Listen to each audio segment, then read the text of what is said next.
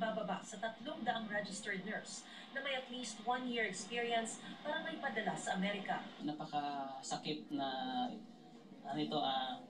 iwan ko din yung bayan, yung lalo yung mga troops on the ground.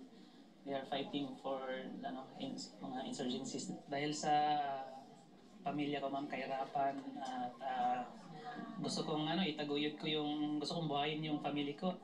Bago naman magbakasyon sa Iloilo, sumadya rin ng 20 taon ng nurse na si Josie na galing pa Jeddah. Ultimate dream po ng nurses yung US. Greener pasture.